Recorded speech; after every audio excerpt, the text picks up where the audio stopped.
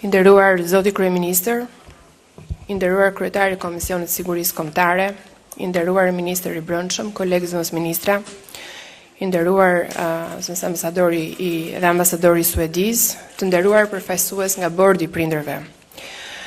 Jemi sot në këtë mbledhje të parë të Këshillit Kombëtar të Sigurisë Publike pas mbledhjes së tij konstituese, që ka për qëllim të bashkojë të gjithë aktorët për sigurinë në komunitet në vendin tonë. Këshilli Kombëtar i Sigurisë Publike u ngrit në muajin tetor me vendim të posaçëm të qeverisë shqiptare dhe është një organ i rëndësishëm i koordinimit dhe mbikëqyrjes së veprimtarive që lidhen me sigurinë e qytetarëve, me mirëqenien e komunitetit. Ky këshill ka si objektiv të sigurojë që masat dhe politikat për sigurinë të jenë të efektshme, duke përfshirë çdo nivel të administratës shtetërore, duke angazhuar të gjitha strukturat që merren me ruajtjen e rendit dhe ligjit. Duke qenë të qartë se siguria në komunitet, qasja parandaluese nuk është vetëm një atribut që i takon policisë, por kërkon bashkëpunimin dhe koordinimin e gjithë aktorëve, si bashkitë e vendit, shkollat, shërbimi social, shëndetësinë, nëpërmjet këtij këshilli ne synojmë të ndërtojmë një bashkëpunim të ngushtë midis të gjithë institucioneve qendrore, vendore, duke përfshirë organet e drejtësisë, institucionet që merren me mbrojtjen e rendit dhe sigurisë publike, si dhe shoqërinë civile dhe vetë komunitetet. Këshilli ka për qëllim gjithashtu të promovojë një qasje të integruar dhe gjithëpërfshirëse për sigurinë publike, duke mbështetur politikat që rrisin besimin e qytetarëve tek institucionet që garantojnë një siguri të qëndrueshme. Në kujdesin dhe të kryeministrit dhe qeverisë shqiptare, prioritetet e këtij këshilli për periudhën që vjen janë siguria në shkolla, siguria rrugore, siguria gjatë sezonit turistik. Sot, siç e shihni, kemi të pranishëm gjithë zinxhirin e aktorëve që kanë një rol në sigurinë publike, përfshirë përfaqësuesit e institucioneve shtetërore, policisë së shtetit, organizatat e shoqërisë civile dhe bordin e prindërve. Por që të kemi një plan të mirë kalibruar se çfarë duam të arrijmë në radhë parë, duhet të kemi një sistem referimi që tregon se ku jemi. Për këtë arsye, sot do të prezantohen rezultatet e anketës së 6 kombëtare për matjen e punës së policisë, një studim i realizuar nga projekti suedez për policimin në komunitet për të 12 vit radhazi. Ky studim është i rëndësishëm pasi na ofron një tablo të qartë të zhvillimeve dhe ndryshimeve që kanë ndodhur në punën e policisë së shtetit gjatë viteve e parë nga sytë e qytetarëve. Fillimisht kjo anketë ka nisur në vitin 2013 dhe është realizuar çdo 2 vjet, duke përdorur të njëjtën metodologji, të njëjtat pyetje dhe duke siguruar që rezultatet të jenë të matshme dhe të krahasueshme me njëra tjetrën. Dua të theksoj se ky studim nuk është një studim i brendshëm i qeverisë shqiptare, por një studim i pavarur dhe për këtë arsye ka një rëndësi të madhe, pasi bën rezultatet e tij objektive dhe të besueshme. Siç do ta shohim në gjetjet për vitin 2024, krahasuar me ato të viteve të mëparshme, reformat që janë ndërmarrë janë të qëndrueshme, reale dhe të dukshme. Ndonse progresi nuk është gjithmonë i shpejtë dhe asnjëri i dukshëm për të gjithë. Ashtu si një pemë në fakt që rritet, nuk bën zhurmë, progresi në këtë fushë mund të mos jetë gjithmonë i dukshëm në momentet e tij, por patjetër që frutat e tij janë të padiskutueshme. Këtë mund ta dëshmoj unë dhe kolegët e mi këtu në sallë, në këto 20.000 orët e punës në Ministrinë e Brendshme, duke parë nga afër vendosmërinë e qeverisë shqiptare, duke parë nga afër gjithashtu dëshirën për të modernizuar mënyrën se si jepet sigurinë për qytetarët, punën e kryer, betejat e dhëna dhe ndikimin pozitiv të reformave. Në vijim, do ftoj Auronin nga projekti që të bëj gjetjet, të na njohë me gjetjet e vitit 2024 dhe të na tregoj ku jemi dhe gjithashtu se si mund të na ndihmojnë të kuptojmë se çfarë do duhet të bëjmë në të ardhmen. Fjala për Auronin për prezantimet e projektit. Faleminderit.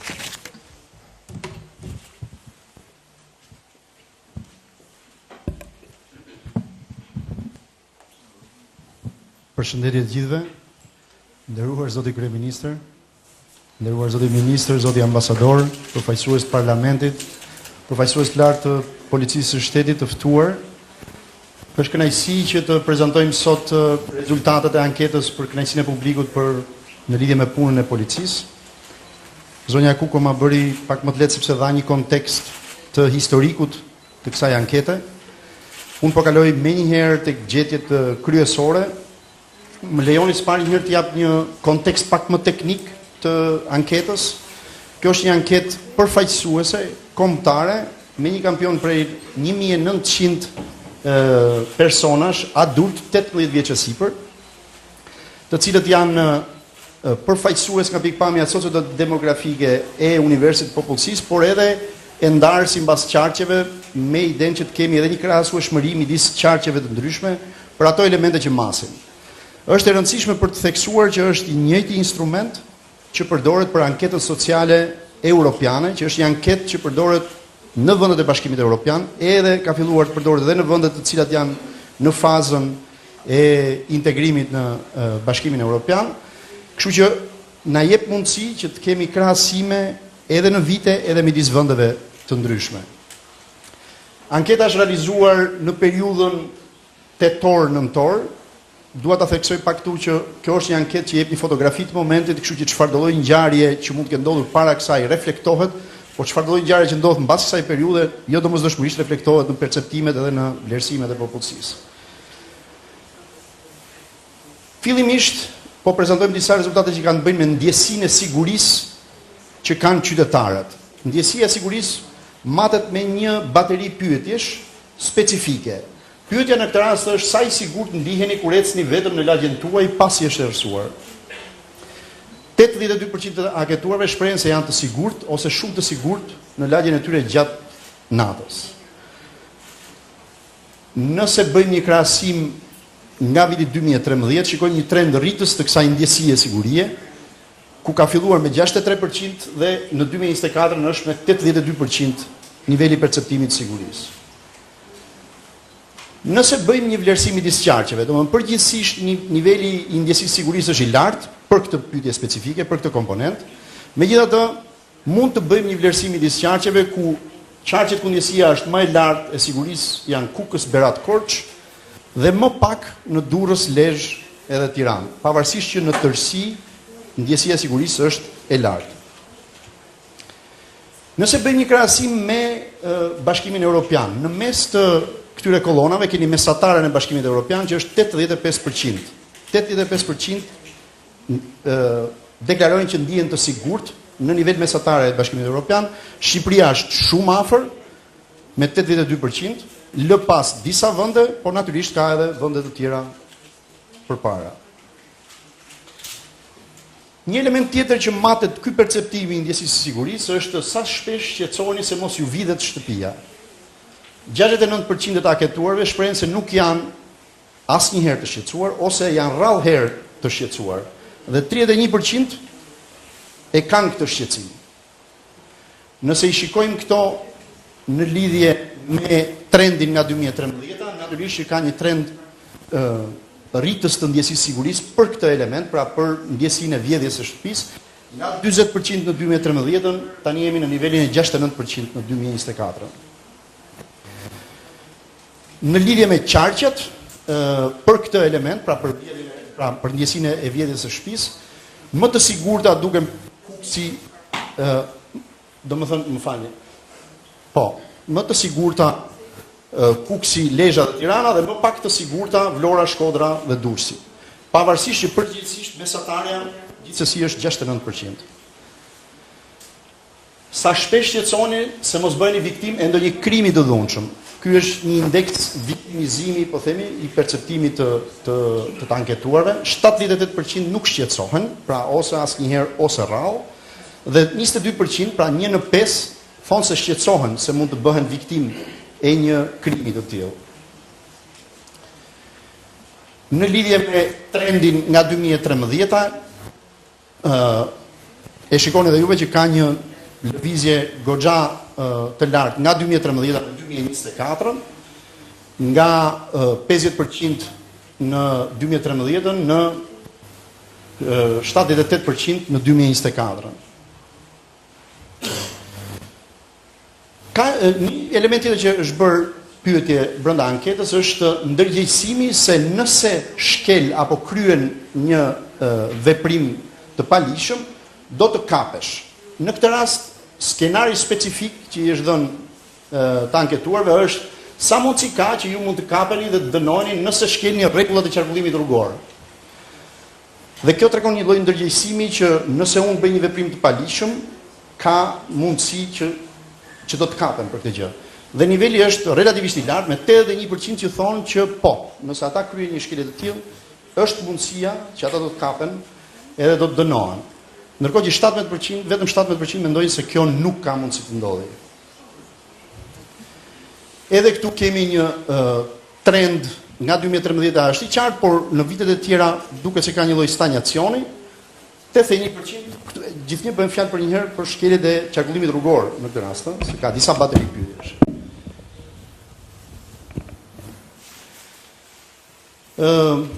Një pyetje që i është bërë të anketuarve është një perceptim që kanë ata se sa e suksesshme është policia për të trajtuar krimet e dhunës ose të kërcënimit për dhunë. Këto rezultate janë vendosur në formën e një barometri, termometri po themi, me një shkallë nga 0 deri në 100, ku 100 është shumë e suksesshme dhe 0 është tërësisht e pasuksesshme. Dhe në këtë rast pikëzimi është për vitin 2024 është 64 nga 100 pikë. Natyrisht ka një trend rritës nga vitet e tjera dhe tregon një nivel relativisht të kënaqshëm, por përsëri ka një hapësirë, ajo pjesa e pambushur është pjesa që duhet të mbushet që policia të konsiderohet e suksesshme për trajtimin e këtyre krimeve. Ndërkohë që është një pyetje tjetër që ka të bëjë me nivelin e perceptimit për korrupsionin në polici, në këtë rast kjo duhet parë e kundërta, pra sa më i lartë jetë termometri në këtë rast, aq më keq është situata.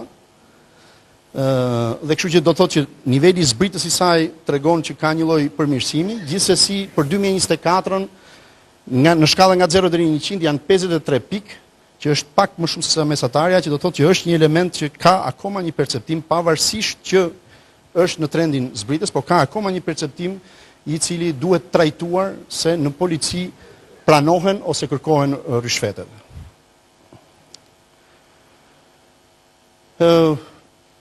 Ata anketuarit janë pyetur bazuar në perceptimin që ata kanë, po jo domosdoshmërisht vetëm në perceptimin, por edhe në kontaktet që kanë pasur me policinë. Sa shpesh do thoni juve se policia e shtetit i trajton njerëzit me respekt? 67% thonë që policia i trajton njerëzit me respekt, ndërkohë që 31% thonë që i trajton rrallë ose nuk i trajton, ose shumë rrallë. Trendi është në përmirësim nga 2013 me goxha diferencë nga 28% në 2013, 49% në 2014, në 67% në 2024, megjithatë vend për përmirësim ka akoma. Një element tjetër që mat anketa ka të bëjë me, po themi, angazhimin qytetar, me besimin që kanë tek policia apo bashkëpunimin që kanë me policinë, duke i dhënë një skenar specifik. Dhe skenari është që mendoni sikur pat që dikush shtyu një njeri në tokë dhe i vodhi portofolin apo çantën. Sa mundësi ka që ju në këtë rast të thërrisni policinë e shtetit? Kjo mat disa dimensione, edhe angazhimi qytetar, po edhe besimin që kanë njerëzit se policia përgjigjet edhe duhet thirrur. Në këtë rast 64% e të anketuarve thonë se do ta thrisnin policinë në këtë rast, në këtë skenar, por përsëri 1 në 3 thotë se nuk do ta bënte këtë gjë. Gjithsesi, niveli është përsëri me një trend relativisht të përmirësuar nga 2013 dhe tregon që ka një rritje edhe në këtë lloj perceptimi, po edhe një lloj angazhimi qytetar për këtë gjë. Ndërkohë që gjitha pyetjet e mëparshme ishin përgjithsisht pyetje perceptimi, ne kemi bërë edhe pyetje që kanë të bëjnë me eksperiencën, me përvojën. E në këtë rast, fillimisht dua t'ju them një herë që është bërë pyetja filter, se në 2 vitet e fundit a keni pasur kontakte me policinë e shtetit, a ju ka ndaluar ose a ka kontaktuar për ndonjë arsye. 7% e të anketuarve thonë që kanë pasur një lloj kontakti, dhe këtu në këtë kontakt faktikisht është një miksim edhe i atyre që potencialisht kanë shkelur ose kanë bërë shkelje, po edhe i atyre që mund të kenë denoncuar apo kanë kontaktuar policinë për gjëra të ndryshme. Dhe në këtë rast pikërisht vetëm këta që kanë pasur kontakte me policinë e shtetit, më falni edhe një herë këtu është e rëndësishme për të bërë edhe këtë diferencën e tipologjisë, pra shkeljet e qarkullimit rrugor janë më së shumti krahasuar me pjesë të tjera të kontaktit. Dhe pikërisht këta janë pyetur sa të kënaqur jeni ndjer me mënyrën se si ju ka trajtuar policia e shtetit gjatë këtij kontakti, duke pasur parasysh ka dhe shkelës, po edhe denoncues brenda. E në këtë rast 53% thonë se janë të pakënaqur dhe 13% janë neutral dhe 43% që janë të kënaqur me mënyrën se si janë trajtuar nga policia. Përsëri ka një trend në këtë rast, ka një lloj stagnacioni nga viti në vit për këtë, pra bëhet fjalë vetëm për ata që kanë pasur kontakte me policinë, dhe ndoshta është një element për tu marrë parasysh nga policia e shtetit për tu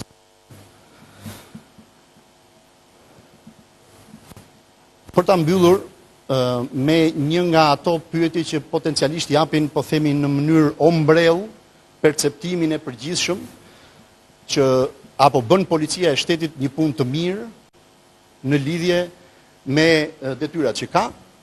Dhe në këtë rast 65% e të anketuarve thonë se policia e shtetit po bën një punë të mirë ose shumë të mirë, 27% janë neutral dhe vetëm 8% e vlerësojnë dobët. Këto ishin rezultatet kryesore, raporti është goxha më i gjerë dhe unë po shpresoj që të jetë një instrument që të përdoret për përmirësimin e punës së policisë së shtetit. Ju faleminderit.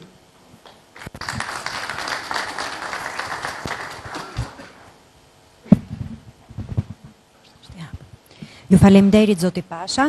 Ftojmë drejtorin e përgjithshëm të policisë së shtetit, drejtues madhor, zotin Ilir Proda, për të mbajtur fjalën e rastit. Nderuar zoti kryeministër, i nderuar zoti ambasadori i Suedis, i nderuar zoti kryetari i Komisionit Sigurisë Kombëtare, i nderuar zoti ministër i Brendshëm, të nderuar pjesëmarrës. Policia e shtetit padyshim ka qenë dhe është në qendër të vëmendjes qeverisë shqiptare, por veçanërisht veprimtaria jonë pasqyrohet në sytë e publikut.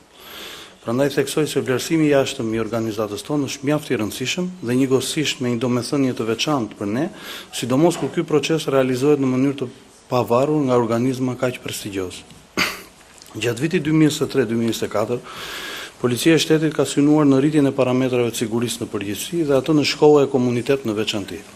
Është kënaqësi për çdo antar të organizatës tonë të shohim që publiku e vlerëson sigurinë në Shqipëri në nivele të larta, gati 82%, e cila është shumë pranë mesatares të Bashkimit Evropian. Sfidë më vete ka qenë menaxhimi i numrit të shtuar të turistëve në vendin tonë, pasi më parë kemi pas të bëjmë me një sezon turistik, por tashmë jemi përballë vitit turistik. Pasi gjatë gjithë vitit kemi praninë e turistëve në vendin tonë. Janë të shumtë ata që e kanë ndier praninë e policisë si në kohë normale, ashtu dhe në vende të vështira e terrene të rrezikshme. Kjo lidhet me vlerësimin e publikut, sa mirë policia po i kryen detyrat e veta, ku 65% vlerëson se policia po bën punë të mirë ose shumë të mirë. Nga viti në vit ne konstatojmë se besimi i komunitetit e policia po rritet. Këtë e shohim në opinionin e publikut, në punën parandaluese që bën policia, qoftë në parandalimin e vjedhjeve, krimet e dhunshme apo shkeljet rrugore. Mbështetur në rezultatet e anketave në vazhdimsi, kemi ndryshuar mënyrën e punës policisë rrugore me synim parandalimin. Vlerësojmë pajisjen me radar automatik nga ana e projektit suedez për policinë rrugore. Policia në këto vite është më e lidhur me njerëzit, ajo është pjesë e këtij komuniteti dhe komuniteti e sheh veten si faktor të rëndësishëm në ruajtjen e rendit të qetësisë publike. Në vlerësimin e kënaqësisë publikut me punën e policisë, gjithmonë kemi thënë që kemi bërë detyrën, po sinqerisht unë gjej rastin të falenderoj punonjësit e policisë që janë çdo ditë në kontakt me komunitetin për punën profesionale dhe për kushtimin që tregojnë në detyrë ditë pas dite. Nga anketimi rezulton se 64% e publikut do të ishte i gatshëm të njoftonte policinë në rast shkelje. Megjithëse ky trend është në rritje, ne synojmë që edhe 34% i publikut që është hezitues për bashkëpunim të jetë pjesë e përpjekjes për rritjen e sigurisë në komunitet. Lidhur me gjetjen që kanë të bëjnë me performancën e punonjësve të policisë të gjitha niveleve, ne kemi bazë ligjore dhe procedura të plota, por synojmë që zbatimi i tyre të jetë më i lartë në përqindje duke ulur aktet korruptive dhe konfliktin e interesit. Perceptimi i korrupsionit është ulur nga 74% në vitin 2013 në 53% në vitin 2024. Këtu vlen të përmendet si faktor pozitiv ndikimi i rritjes pagave për punonjësit e policisë, si dhe shumë iniciativa të qeverisë për rritjen e trajtimit financiar të tyre. Rezultatet e këtij anketimi padyshim do të jenë pjesë e strategjisë dhe programeve të punës së policisë së shtetit. Në përfundim gjej rastin të falenderoj partnerët për mbështetjen e vazhdueshme për arritjen e objektivave të përbashkëta në fushën e sigurisë. Shënder për mua të përfaqësoj armatën e grave dhe burrave që mbajnë veshur uniformën e policisë, cilës me punë dhe për kushtimin e tyre kanë bërë realitet prioritetet e qeverisë lidhur me rendin dhe sigurinë. Faleminderit. Ju faleminderit zoti drejtori i përgjithshëm, ftoj ministrin e Brendshëm, zotin Ervin Hoxha.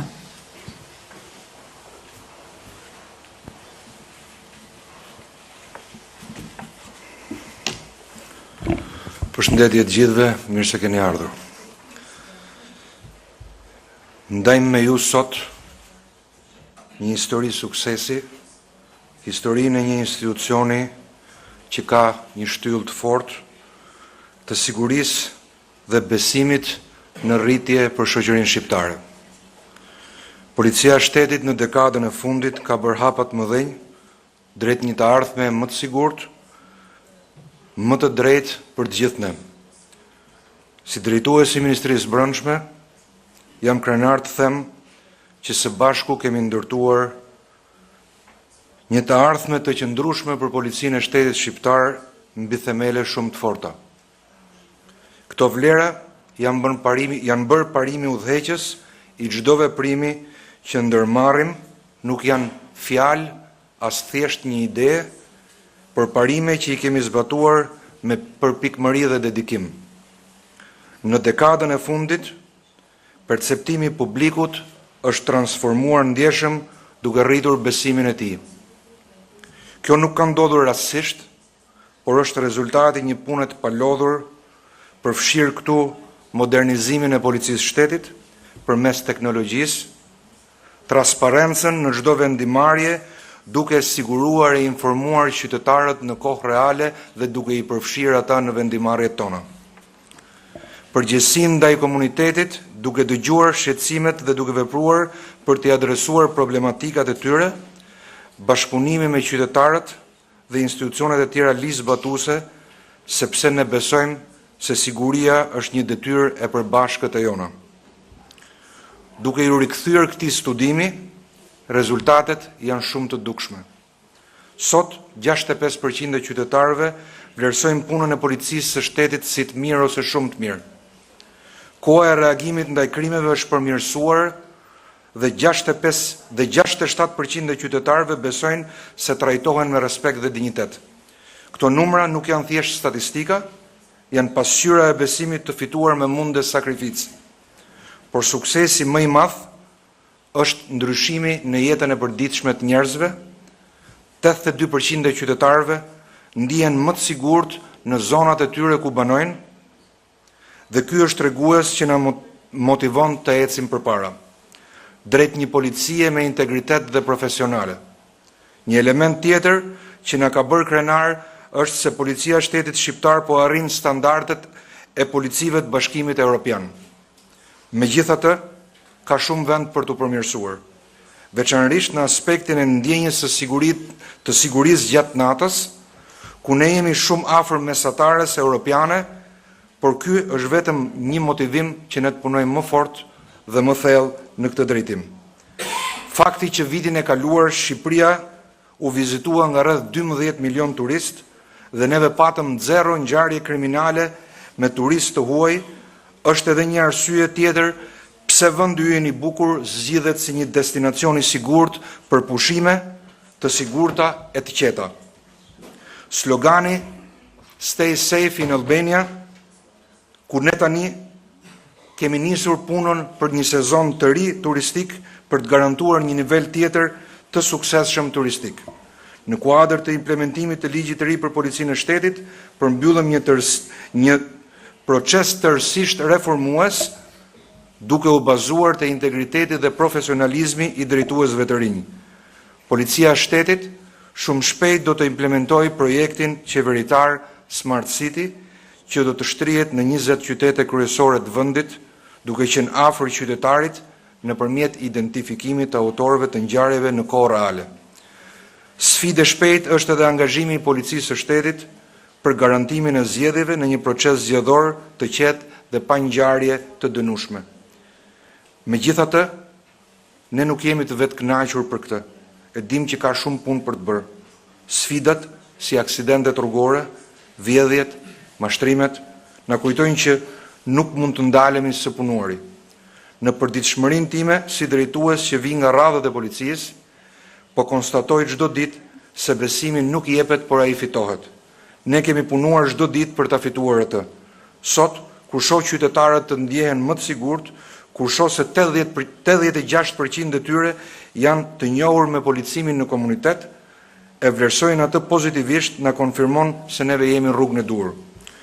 Po kjo nuk është vetëm merite imja apo e institucionit që drejtoj, kjo është merite të gjithëve e qytetarëve që na kanë besuar, e partnerëve që kanë punuar me ne dhe na besojnë në ekipet tona të përbashkëta, duke dhënë gjithçka për të realizuar këtë vizion. Në përfundim, dua të theksoj se një institucion i qëndrueshëm dhe i besueshëm nuk është thjesht një qëllim në vetvete, por është një detyrim dhe më shumë se ai. Jemi këtu për të shërbyer, për të mbrojtur dhe për të ndërtuar një shoqëri ku çdo njeri mund të jetojë me dinjitet dhe paqe. Faleminderit për besimin tuaj për një të ardhme të drejtë për të gjithë. Ju faleminderit zoti ministër, ftojmë zotin kryeministër për të mbajtur fjalën e tij.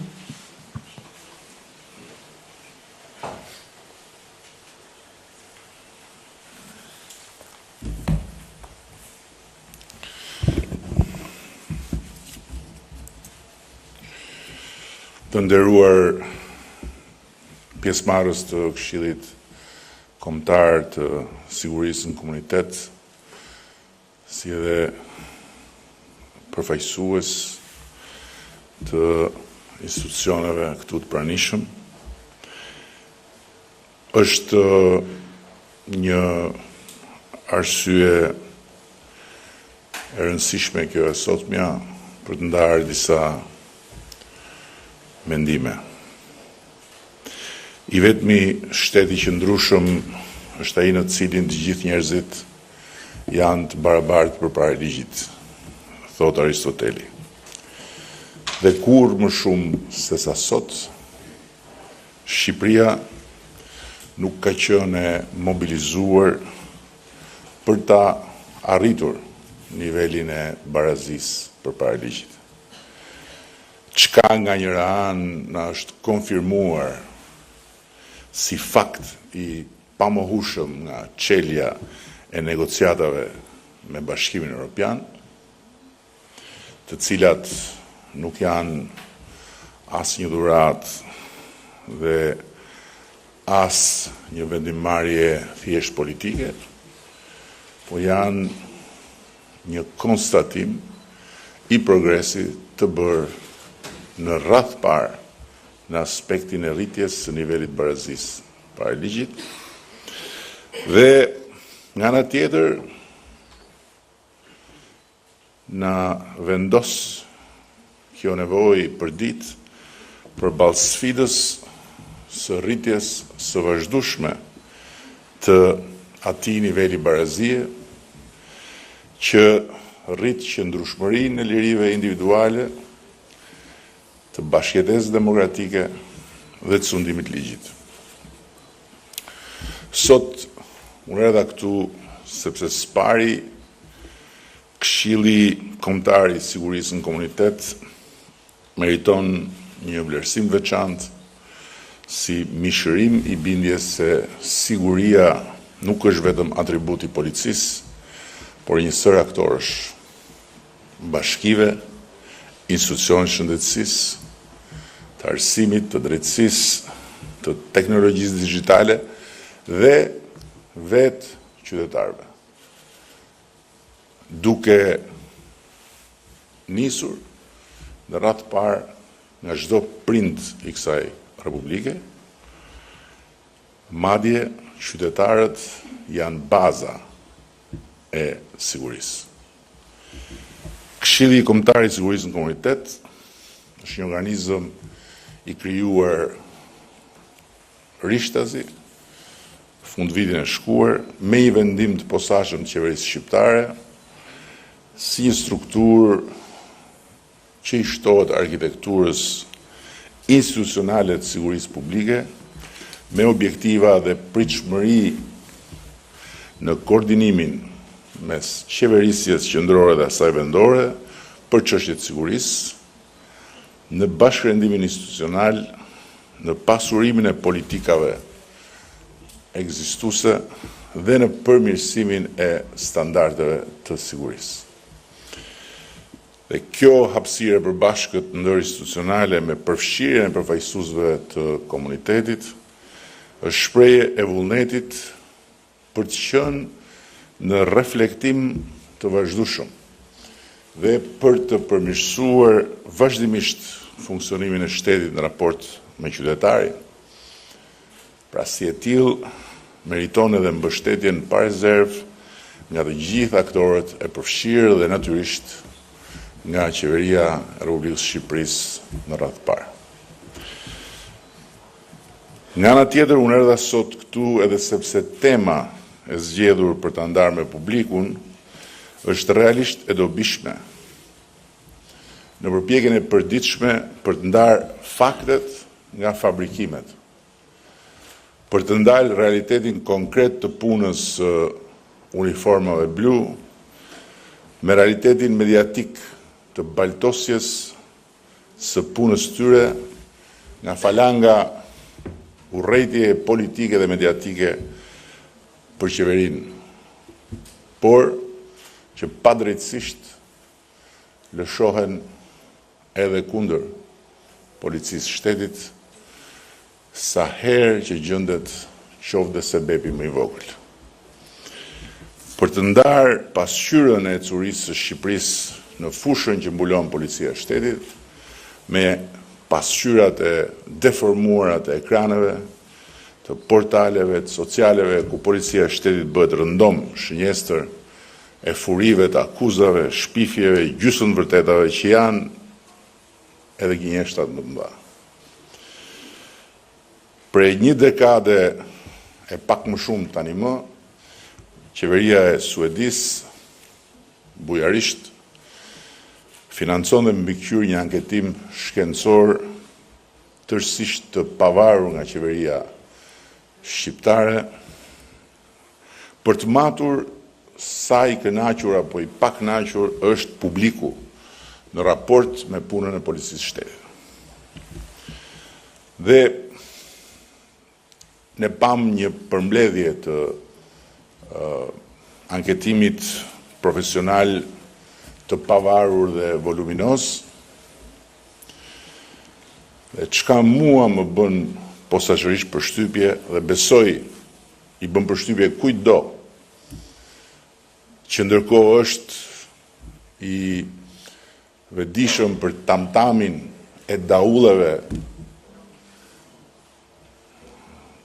që bien në të kundërt të fakteve dhe praktikisht është një hendek i madh që konfirmohet siç e pat në të gjitha projeksionet për 6-ën herë në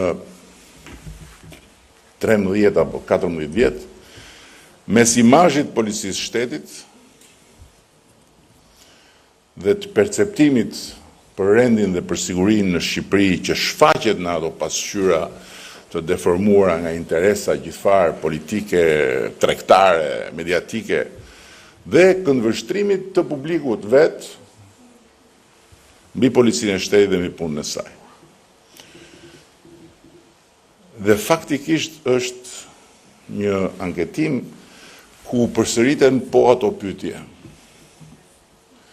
Dhe ku rezultatet janë aty një tregues i qartë që ka një ecuri, ka një progres, por që ato shifra pasqyrojnë çfarë mblidhet nga publiku dhe jo ndonjë vullnet tjetër jashtë lirisë plot publikut për të shprehur. Dhe prandaj kanë edhe atë natyrshmëri dhe stabilitet të vazhdueshëm. Po të shikosh, po të dëgjosh, po të lexosh çfarë shfaqet, çfarë thuhet, çfarë shkruhet për policinë e shtetit, për rendin dhe për sigurinë në Shqipëri, në fakt ky është një vend për të ikur të gjithë me vrap. Ku s'ka rend, s'ka siguri dhe ku policia e shtetit është një institucion pa asnjë forcë, pa asnjë besueshmëri. Por gjëja më e mirë dhe më inkurajuese është se në ndërkohë faktet dhe shifrat që ne sigurisht i ndjekim sepse mbi bazën e tyre vlerësojmë edhe ku jemi, flasin krejt kundërtën. Flasin për ulje të vazhdueshme të kriminalitetit, edhe viti 2024 nuk zhgënjeu, por u mbyll përsëri si të gjitha vitet qysh se ne kemi ardhur në detyrë me uljet mëtejshme të numrit vrasjeve, ku faktikisht sot si në të gjitha dhënat kryesore aty, ose thuajse në të gjitha dhënat kryesore, ne jemi në mesataren, shumë pranë mesatares të Bashkimit Evropian. Dhe lajmi i mirë është që këtë të vërtet që ne e shohim të shifrat dhe faktet e lexon dhe në faqet e kësaj ankete. Pra, publiku, shqiptarët, ata që jetojnë jetën e përditshme në qytetet dhe në fshatet e Shqipërisë, në të gjitha herët e anketimit që kurse kryet kjo anket, janë shumë, po shumë afër logjikës së fakteve të shifrave të progresit të matshëm të policisë shtetit. Pra, të atyre fakteve dhe të atyre shifrave që ne i marrim nga puna e policisë shtetit, numri i vrasjeve, numri i aksidenteve, numri i vjedhjeve, numri i denoncimeve e shumë e radhë. Ka një përputhje thuajse të plotë.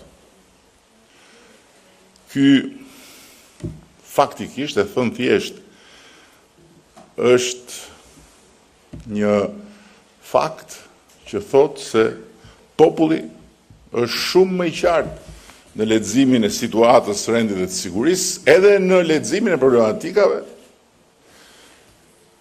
si dhe në vlerësimin e punës policisë shtetit, se sa të gjitha ata që i arrokanisin kokën për natë në ato salonet e debateve televizive,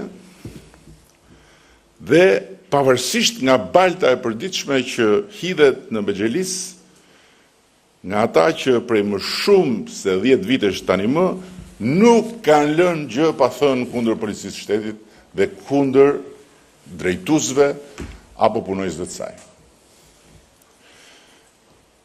Nuk duhet përsëris shifrat. U thanë edhe për gjithë ata që janë të interesuar, edhe për mediat janë në dispozicion që t'i marrin, t'i studiojnë, t'i shohin, edhe pse dyshoj se do të kenë interes t'i komentojnë, pasi nuk i përkasin fare qasjes, frymës dhe qëllimeve të tyre që janë krejt të kundërta nga dhënia me objektivitet e të vërtetave, qofshin kur ato na pëlqejnë, qofshin kur ato s'na pëlqejnë.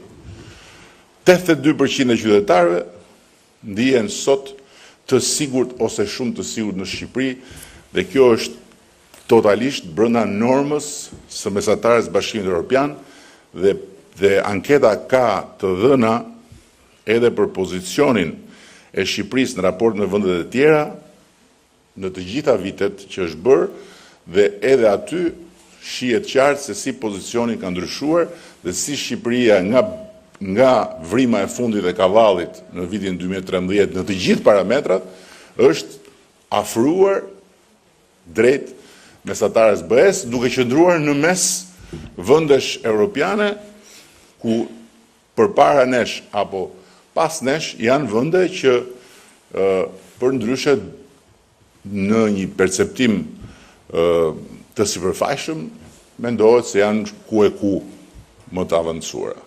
Ndërkohë që problemi i sigurisë dihet botërisht është bërë problemi gjithmonë më i madh, sidomos në vendet më zhvilluara, sidomos në kryeqytetet më të mëdha. Vetëm 4% e qytetarëve kanë qenë viktima të vjedhjes ose sulmit fizik në 5 vitet e fundit. Vetëm 4%. Kjo shifër është më e ulët, pra pozitivisht se sa mesatarja e BE-s, që është 9% dhe është në normën e vendeve më të sigurta të Bashkimit Evropian. Në këtë vendin ton ku të gjithë vriten, të gjithë viden, të gjithë sulmohen, të gjithë zvarriten të plagosur rrugëve, po të ndjekësh kanalet dhe portalet. Natën dhe ditën, pavarësisht në cilën orë. E nëse ka një hapësirë në fakt, që është hapësira më e rrezikshme ku mund ndjehesh i kërcënuar, i sulmuar, i nëpërkëmbur, i dhunuar, është jo hapësira e qyteteve tona natën, po hapësira e portaleve ditën dhe natën. 65% e qytetarëve vlerësojnë punën e policisë si të mirë ose shumë të mirë, që është një përmirësim domethënës në raport me nga jemi nisur, dhe që tregon se reformimi i vazhdueshëm i policisë dhe puna këngulëse vazhdojnë të japin fryte dhe ajo që është gjëja më e rëndësishme është që në të gjithë trajektoren e viteve shifrat në pjesën ndërmuese të tyre janë konstante në përmirësim. Kjo është gjëja më e rëndësishme. Dhe si shpjegohet që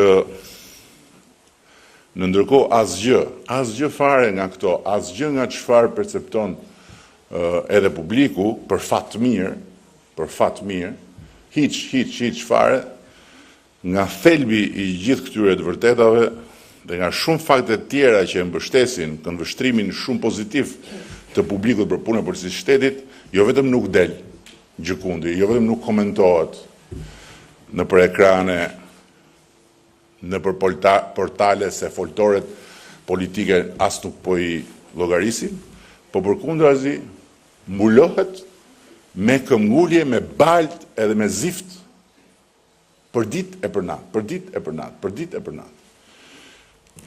Mirë po këto shifra të anketës nuk janë numra, nuk janë statistika pa vlerë tjetër për te numrave. Nuk janë as propagandë, siç rëndom përpiqen të zhvlerësojnë gjithnjë me këtë fjalë, ata që nuk duan të dëgjohet, nuk duan të flitet mirë për qeverinë jo, por as për Shqipërinë, se për qeverinë as nuk na duhet që të flasin mirë ata, se siç e shihni, pavarësisht se ata flasin keq, ky popull ka tjetër opinion. Dhe kjo është dhe arsyeja pse ata nuk e kuptojnë asnjëherë se si qeveria, kur vjen puna tek gjykimet e publikut, vlerësohet nga gjykimet e publikut, atëherë kur ato gjykime materializohen në vendimarrjet çdo 4 vjet të popullit shqiptar. Këto shifra janë histori të jetuara, janë histori njerëzish që sot lëvizin qetë në rrugët e qyteteve tona, ditën dhe natën. Janë histori turistësh që vinë me miliona në vit, dhe në 3 fjalë që thonë në të gjitha ato anketime që ne i bëjmë vetë për të kuptuar çfarë ju pëlqen, çfarë s'ju pëlqen, 99% e tyre thonë 3 fjalë. Dhe nga ato 3 njëra është për sigurinë. Mikpritje njerëzore, bukurinë natyrore, siguri shëmbullore. Këto janë 3 fjalët që thonë gjithë huaj që vinë në Shqipëri. Se këtu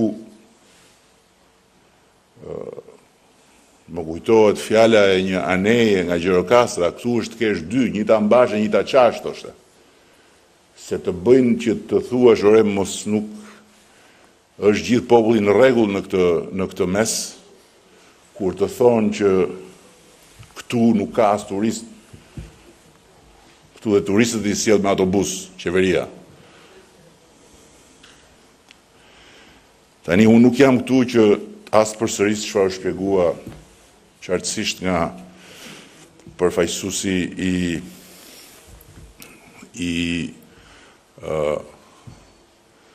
kompanisë Studios, nuk e di si quhet, që ka bërë anketimin për llogari të qeverisë zvicerane, dhe as për të bërë punën e policisë shtetit, por pa diskutim që nuk mund të mos e shpreh konsideratën time për progresin e jashtëzakonshëm që ka bërë kjo trup në dekadën e fundit, si dhe nuk mund të mos se theksoj që pavarësisht krahasimeve që s'kan krahasim, duken këtu, duken në të gjitha shifrat, mjafton të shohësh numrin e vrasjeve. Ishte mbi 100 vrasje në vit mesatarja. Pra ishte një vrasje çdo 3 ditë, në kohë që sot është në numrin më të ulët historik.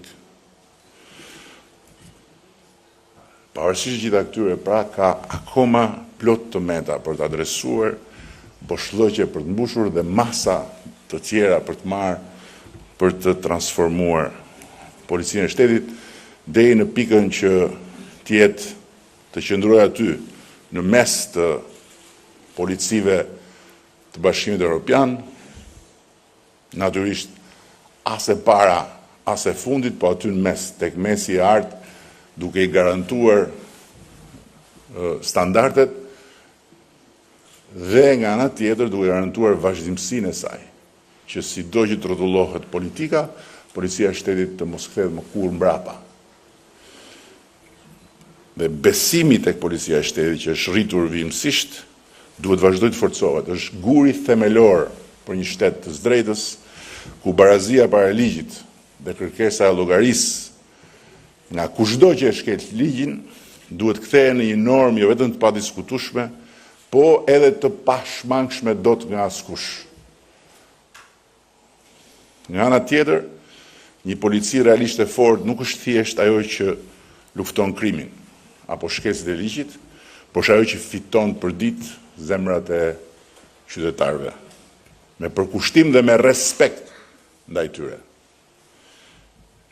Kur çdo qytetar ta di, dhe kjo nuk është diçka që nuk ekziston në këtë botë, sepse ato policit e Bashkimit Evropian që janë në krye fare të të gjitha anketimeve dhe pikëzimeve, ato e kanë arritur. Që çdo qytetar e di që një oficer policie është aty për ta mbrojtur, pa diskutim, për ta ndihmuar gjithmonë dhe për ta respektuar pa kushte, edhe kur ai qytetar është në gabim. Dhe jo për ta friksuar, për ta shpërfillur, apo për ta shqetësuar me gjeste të kota dhe me fjalë të tepërta, gjë që fatkeqësisht ndodh dhe nuk ndodh një dy herë, po ndodh më shpesh.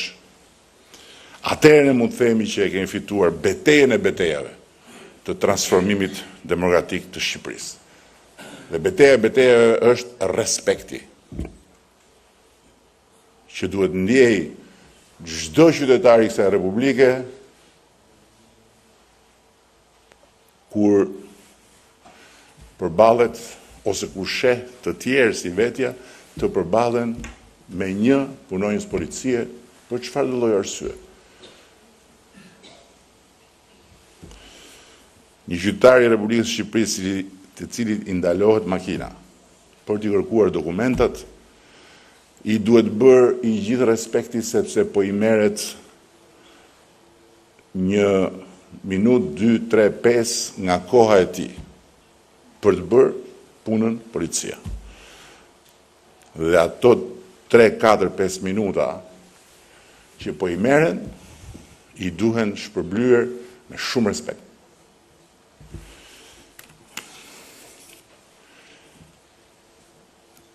Transparenca dhe llogaridhënia janë pika kyçe për rritjen e mëtejshme të besimit tek policia e shtetit. Dhe prandaj unë e çmoj shumë këtë këshill në nivel kombëtar dhe hapat e rëndësishëm që janë ndërmarrë për ta forcuar pavarësinë e forcës tonë policore, duke siguruar që veprimtaria e saj të udhëhiqet gjithmonë nga ligji dhe nga interesat më të mira të qytetarëve, kanë bërë diferencën me të shkurën, por janë të pamjaftueshëm. Ashtu si kundër, është e pamjaftueshme transparenca dhe llogaridhënia e deri sotme në raport me qytetarët përmes të gjithë strukturave që tani më janë të ngritura për policimin në komunitet. Policimi në komunitet është një mjet jashtëzakonshëm, edhe për të rritur besimin e qytetarëve tek policia e shtetit, po edhe për të rritur vetdijen e çdo oficeri dhe punonjësi policie që arsyeja themelore e misionit të policisë nuk është thjesht lufta me të këqind, por është shërbimi ndaj të mirëve. Në nivel vendor janë themeluar këshillat vendor për siguri publike, bashkëdrejtohen nga kryetari i bashkisë dhe nga drejtori i policisë dhe kanë përbërje drejtoritë arsimore, drejtoritë e shëndetit publik, prokurorinë dhe gjykatën e jurisdiksionit përgjithshëm dhe shërbimin social shtetëror.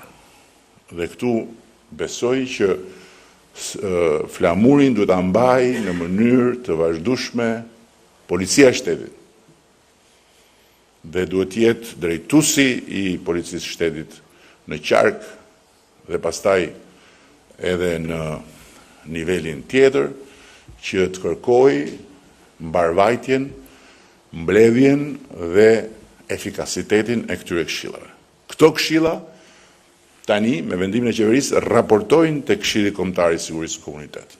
Dhe prandaj duhet bëhen aktiv kudo, duhet bëhen të vërtet dhe duhet të bëhen konkret, zoti drejtori i përgjithshëm. Sepse është shumë e rëndësishme i rritet vëmendja e drejt për drejt nga niveli qendror në atë vendor dhe të përmirësohen kushtet për forcimin e llogaridhënies ndërsjellë. Përpara disa kohësh ndodhi një tragjedi që preku të madh dhe të vogël, humbi jetën tragjikisht një djalë 14 vjeçar, një nxënës, u ngrit një histeri e madhe kundër policisë së shtetit, një absurditet total, por në ndërkohë ne u angazhuam në një këshillim intensiv dhe të një mase kontaktesh si asnjëherë më parë me mësuesit dhe me prindrit dhe kemi sot fal atij këshillimi edhe një plan të ri për sigurinë të konsultuar ngushtësisht dhe me policinë e shtetit, por ama është shumë e rëndësishme që ai plan të vihet në jetë dhe në vënien e atij plani në jetë ky këshill dhe këshillat vendor janë çelës.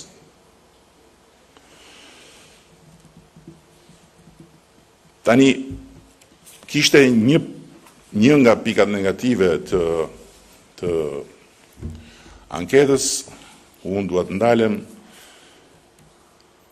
ishte përvoja e qytetarëve. Qytetarët e pyetur për përvojën në raport me policinë e shtetit kur e kanë kontaktuar për të shprehur një shqetësim, një ankesë për bërë denoncime të tjera. 53% e tyre thonë se përvoja është negative. E pra, kjo pikë duhet të ndryshojë katërcipërisht. Kjo pikë duhet të ndryshojë katërcipërisht sepse kjo është një vërtet e hidhur që lidhet me ato që thash më parë. Është i mirëkuptueshëm stresi, është e mirëkuptueshme ngarkesa, është e mirëkuptueshme edhe lodhja nga probleme shumë serioze me të cilat merret policia e shtetit, por asgjë nga këto nuk justifikon një sjellje që të prodhojë një përvojë negative për qytetarin që i drejtohet policisë së shtetit. Dhe në atë pikë, pjesën e Luanit e zinte rrugorja, nëse do ta vini re. Tani, duhet parë me kujdes, duhet analizuar se të çfarë natyre janë ankesat e qytetarëve që lidhen me policinë rrugore, me aksidentet rrugore, me shkeljet e natyrës të qarkullimit rrugor, por nga ana tjetër këtu ne do ta ndihmojmë si flas qeveria, Ministri i Brendshëm, do ta ndihmojmë Policinë e Shtetit me një instrument të ri që është pjesë e modernizimit mëtejshëm teknologjik Policisë së Shtetit dhe do të kemi një transformim epokal për sa i përket survejimit me kamera të qyteteve dhe me fokus qarkullimin rrugor, shkeljet dhe shkelësit. Një sistem i bazuar tek fjala e fundit të teknologjisë digjitale, i pasuruar edhe me inteligjencë artificiale, që do t'japë mundësi në kohë reale Policisë së Shtetit përmes sallave të monitorimit të gjithë qyteteve që do ta kenë këtë sistem fillimisht. Do të fillohet me 20 qytete, mos gabohem, ashtu sikundër së shpejti fillon edhe investimi që një sistem të hyjë në rrugët kombëtare, do të fillohet me 200 kilometra dhe para, dhe ai sistem do të jap mundësinë që çdo ankesë e çdo qytetari të jetë verifikueshme në kohë reale, edhe kur qytetari ankohet me drejt, dhe kur qytetari, se ka edhe raste që bën një telefonat për të nxjerrë një natë me një komshi etj, po këto janë pjesë e jetës. Dhe sistemi verifikon jo thjesht me fotografi të përgjithshme, po verifikon me personin, emrin, mbi emrin dhe të gjithë kartelën e tij në aspektin e precedentëve penal. Ky është një projekt jashtëzakonshëm që më në fund e kemi garantuar edhe si financim dhe në bashkëpunim me partnerët tanë të Emiratëve Bashkuara do të fillojmë ta implementojmë. Dhe e fundit që kam është Akademia e Sigurisë, ku janë bërë përmirësime të ndjeshme, po ku duhet të bëjmë ende më shumë, sepse për të pasur një polici shteti në mesatarën e Bashkimit Evropian në të gjitha aspektet, sepse këto që trajton anketa janë aspektet që kanë bëjnë drejt për drejt me publikun, por janë dhe një sër aspekte tjera që nuk kanë bëjnë drejt për drejt, por e prekin drejt për drejt interesin e publikut, dhe na duhet një akademi sigurie e nivelit evropian, që sot ende nuk e kemi, që t'jemi të vërtet me njëri tjetrin. Dhe tani, me planin e ri për të përfshirë student në një fakultet të ri të drejtësisë dhe të hetimit, rreth 100 student, si dhe me planin për kampusin e ri të sigurisë, besoj që mund të themi se Policia e Shtetit e 2030-s do të jetë një nga krenaritë e mëdha të Shqipërisë në Bashkimin Evropian. Shumë faleminderit.